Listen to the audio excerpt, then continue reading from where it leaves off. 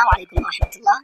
Yawa masu biya mu a wannan channel barkamu da sake saduwa da ku a cikin wannan sabon bidiyo. Kamar da kuke gani a wannan bidiyon yau na zo maka da wata sabuwar channel wadda zaka samu alkhairi kwarai daga cikin ta. Domin wannan channel din tana kawo abubuwan samun kuɗi masu matuƙar amfani waɗanda ni ban ma kawo su ba. To wannan channel tana kawo su da yawa. Saboda haka wannan channel gaskiya gada dan uwa ka bari a bakka baya a wannan channel ka je ka daure ka danna mata alamar subscribe ka danna mata alamar ƙararrawa wannan channel. Za a je maka link naka a description.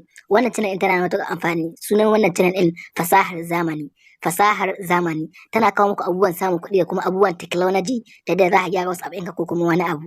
Yawa saboda haka dan uwa kada ka bari wannan channel a baka labarin ta.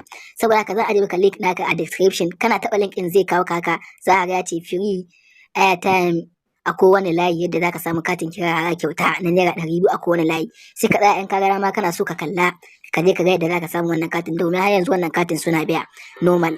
Kun gane ko?